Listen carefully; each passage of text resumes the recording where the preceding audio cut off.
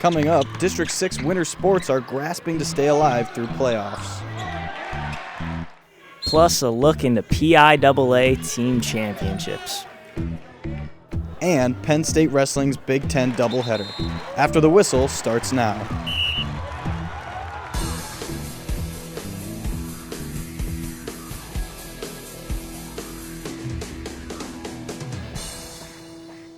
Our crews have traveled all over District 6 over this week to cover high school wrestling, basketball, and more. Live from University Park, I'm Evan Pochis. And I'm Massimo Manfra. We look into Penn State Wrestling's third BJC duel in a row and how former Penn Staters performed at the Super Bowl 59. All that and more right here on After the Whistle. The Lady Bearcats of Huntington travel to face the Bald Eagle Area Eagles for women's basketball on Monday night.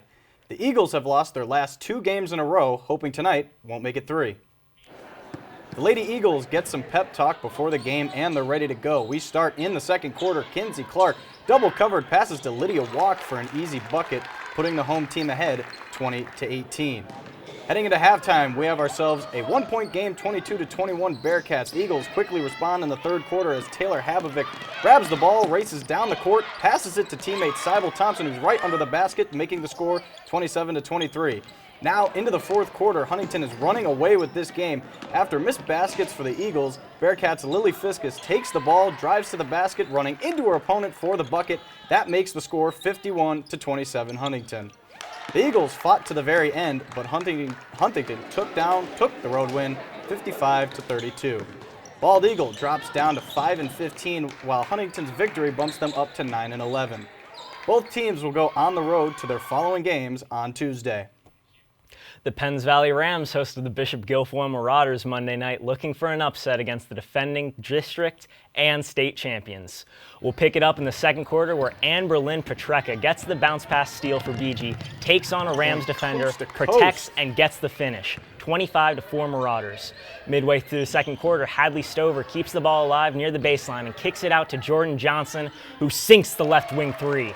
With seconds left in the half, El Dingus drives down low, draws a couple of defenders, and finds Ellie Romig up top with hands in her face, who drains the buzzer-beating three. But Penns Valley trails 39-19. Now into the third quarter, it's the Morgan Ruggery show. First, she rattles home a corner three. Look at that. Then, let's fast forward a little bit. She picks up Dingus, who tries to go up, but gets stuffed. Ruggery, all in one motion, tips it, saves it for BG. The Marauders cruised from start to finish, winning at 67-28 on the road. Petreka and Ruggery led Bishop Guilfoyle with 19 apiece, and they finished the regular season 20-2. Penns Valley falls to 14-8 in their regular season finale. The last time Huntington and Penns Valley faced off, the Rams took a 71-59 win. On Friday night, the Bearcats got a shot at redemption in enemy territory. Both teams were excited and ready to go following a thrilling JV game setting the tone for the night. Penns Valley started strong as Noah Patel puts up back-to-back baskets, giving the Rams some easy early points on the board. Had a good start to the night. It's Huntington's turn as Elliot Geisler Euro steps his way to the basket for some points. Puts some English on it and gets it to go. Once again, Geisler showing just what he's made of with the three, making the score 9-13 Penns Valley. 30 seconds left in the third quarter. It's Fletcher Ironside with the block and steal, then hitting the spin cycle, taking it all the way to the hoop for a layup. Huntington's Ty Boyer makes the trip through the paint to punch it in for two, making the score 44-46 Bearcats. Late in the fourth, it's a familiar face as Geisler reaches for the sky, adding another 2 points for Huntington. Those are tough finishes. Penns Valley three at the buzzer wouldn't be enough to stop Huntington, who would go on to get the revenge, 61-59. Huntington moves to 12-10 on the season, while Penns Valley moves to 11-10, with both teams moving on to their final games of the year. Bishop Guilfoyle traveled to Bellefonte for their final game of the regular season. BG has not lost a game yet in the new year. BG started off the game hot with this quick steal that led to a transition bucket for Nick Ford, capping off a 9-0 run. Bellefonte better late than never, responding back with this catch-and-shoot fadeaway jumper from Peyton Vankus from Ryder Hamilton, making the score 9-4. The Marauders would take a huge lead heading into the second quarter, and the ball movement on this play led to the finish and one from Jake Kissel. We've heard that name before in the football season. Here we go in basketball season. Bellefonte would not go down without a fight, however. Down bad in the third quarter, and once again, it's Peyton Vankis making a statement with this deep three. From the parking lot. What a connection to give the Red Raiders some needed momentum. In the end, it was BG's fast-paced pay that would be too much for Bellefonte as they came away with a 71-44 win. Bishop Guilfoyle now moves to 18-3 and will await their playoff matchup, whereas Bellefonte will have their final regular season game at home against Clearfield. Due to the weather, all around District 6 games have been postponed and canceled.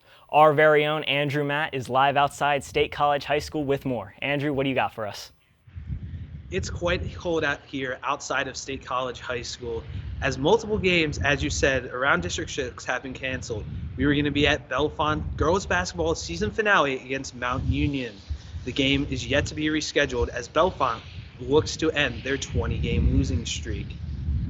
Reporting for After the Whistle, I'm Andrew Matz. Thank you, Andrew. It does not look comfortable out there. This past weekend in Altoona, the PIAA hosted their statewide team championship. Bishop McCourt faced off against Berks Catholic, and Faith Christian Academy wrestled Bishop McDevitt in the 2A semifinals. We start off the morning in the 138-pounder matchup. Bishop McCourt and Penn State commit Sam Herring puts Gunnar Mashevsky on his back to get the pin.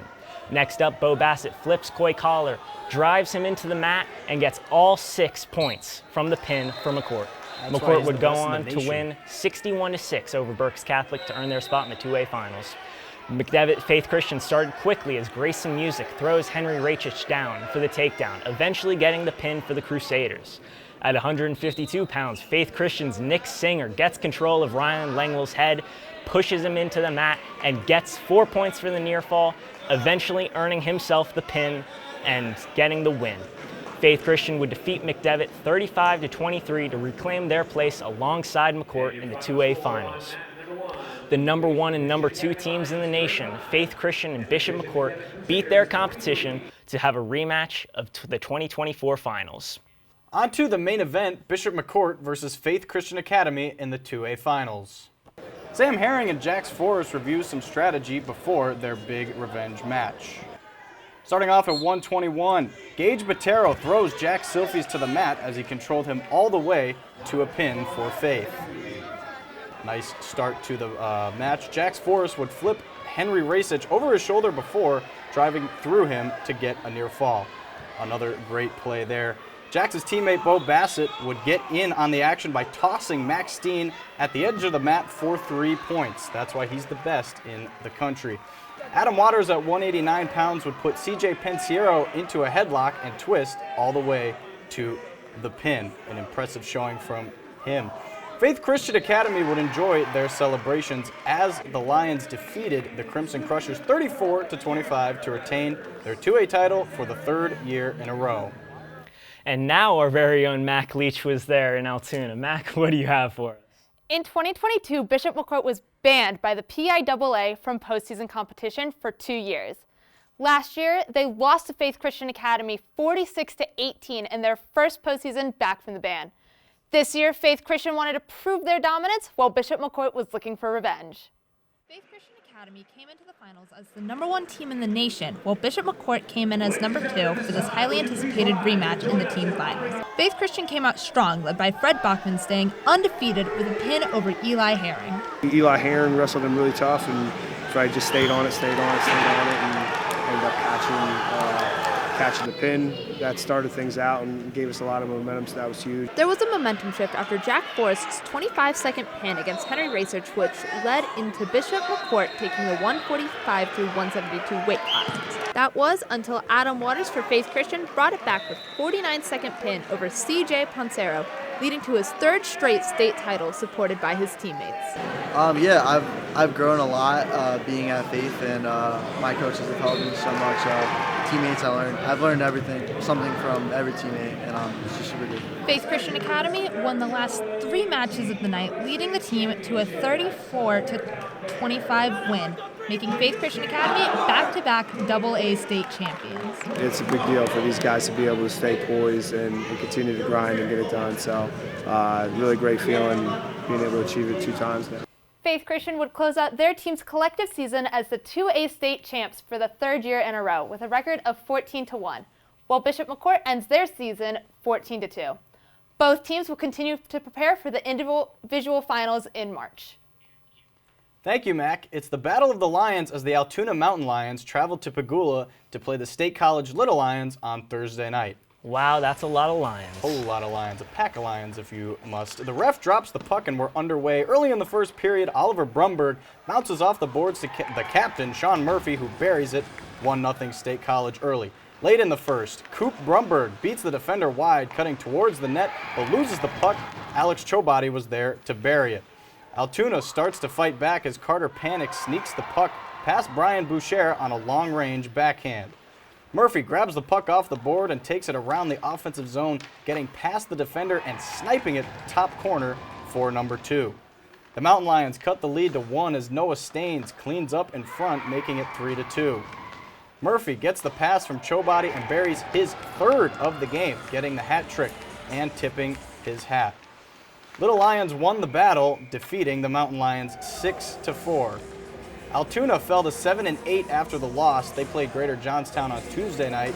State College increased their record to 10-5-1. They would lose to Central Cambria on Tuesday and fell to 10-6-1. Both teams play Westmont Hilltop in their next game. Coming up, we'll take a look at some Penn State sports and our favorite plays from the week. But first, here's a look of some scores from across the PIAA.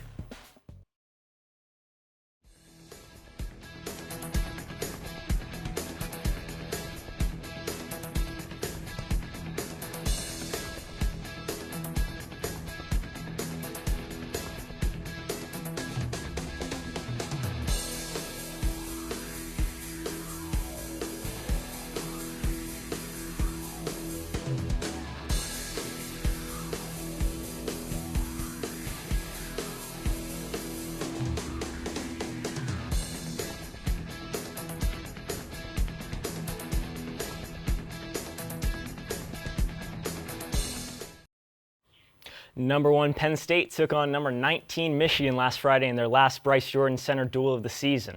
The Wolverines are looking for their first win in the Bryce Jordan Center since 2000, before we were born.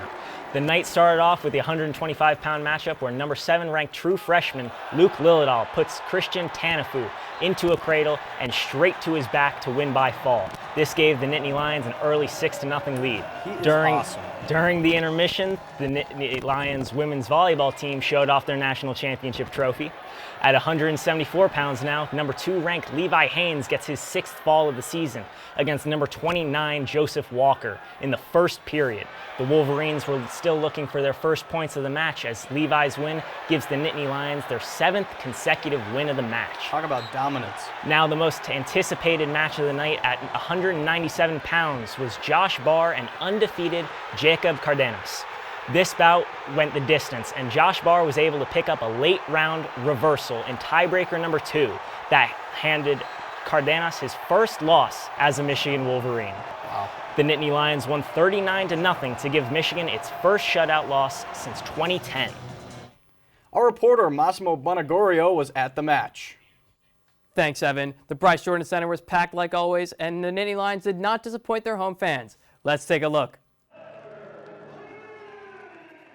Penn State came into this matchup winning 66 consecutive dual matches, not losing since 2020 and not losing at home since 2015. Just like always, a matchup in the Bryce Jordan Center is always highly anticipated by the fans, coaches, and wrestlers. But, you know, we like wrestling over here. I think it's enjoyable, and I think these guys probably enjoy it. It's good practice. Just the environment and going up on a stage, that's what it's going to be like at the national tournament, and it gives more people a chance to watch our matches, right? Rec Hall is just so small. The Nittany Lions were without starter Braden Davis for the second straight week, but redshirt freshman Kyson Garcia stepped up and got the win at 133. Yeah, I thought Garcia did a really good job. He hasn't wrestled since November, I don't think, and so that's a big match to be your first match, and the first time he's wrestled in a dual meet, I think. So he did a nice job. He went and scored his points, and I think he probably learned a lot that matches are all the same, and hopefully he can just continue to build off of that. The match of the night was at 197, where Josh Barr beat undefeated Jacob Cardenas in tiebreaker 2. It's a blessing, being in the Big Ten. At my weight class with our schedule, it worked out good. 2 big matches in the BJC, and it's just preparation towards nationals with a lot of guys watching and wrestling the best guys in the country. So it's just grateful for it, and it's just another match, though. The Penn State Nittany Lions remain undefeated after a shutout win against the Michigan Wolverines. Penn State stays perfect on the season and will look to continue that through Big Ten play. Penn State continues to dominate the college wrestling world and will have the chance to win their 4th consecutive national championship later this season. Back to you guys. After its shutout against Michigan, Penn State Wrestling returned to Rec Hall to host Maryland on Sunday. Despite there being some other big sporting event, the fans showed out to support the team. Penn State's Mitchell Messenbrink is up 3-1 in the first period as he spins Alex Uriniak around for the impressive takedown. Messenbrink leads in the second period 15-2 as he moves around Uriniak to secure the tech fall to win the match 18-2. This is Messenbrink's 13th tech fall out of 14 matches this season. That's pretty incredible. He and Matt Ramos have been getting it done. Later in the match, Friday star Josh Barr would lead 10-1 in the second period. After taking down Chase Melnick, Barr tries to force him on his back for the pin. He doesn't quite get it, but the 7 points from the takedown and near fall would give him the victory. Quite the weekend for Josh Barr. Indeed. Penn State would continue their dominance, beating Maryland 35-10, including 5 tech falls. Penn State advances to 12-0 in dual meets this season and increases their win streak to 68. The Nittany Lions will travel to Columbus next Friday to take on the Buckeyes. Super Bowl 59 saw 4 former Penn Staters face off for the Vince Lombardi Trophy. For the Eagles, former running back Saquon Barkley combined for 97 yards through the air and on the ground. Receiver Jahan Dotson caught 2 balls for 42 yards. Tariq Castro-Fields and the Chiefs' Hunter Norzad did not see any playing time. The Eagles would take home the Lombardi Trophy 40-22. A week full of exciting action, and now moving into our final highlights. Alec Brown has our top 3 plays of this week. And just like you said, Mosvo, plenty of great moments to choose from this week, but these 3 really captured our attention. And here at number 3, it's Sean Murphy deking his way through the defense, beating the goalie up high, right where his mama hides the cookies. Weaving in and out. And coming in quick at number 2, it's Penn State's Valley's Fletcher Ironside hitting the spin move right there and hitting the layup over the big man as well. Give him the 2. And coming in finally at number 1, it's Penn State's Josh Barr getting the reversal in tiebreaker number 2, securing the win over Michigan's undefeated Jacob Cardenas. Look at what it means to him and the entire Bryce Jordan Center. Look at that flex. Some crazy action around Penn State and District 6 this week made these plays some of our best. That's all for this week's show. Tune in to next week for more coverage from District 6 and Penn State sports. I'm Massimo Manfra. And I'm Evan Poches. For more updates about our show and coverage of the games, follow us on X, Instagram, and TikTok at ATWPSU, and check out Penn State Student Media website. We'll see you next week right here on After the Whistle.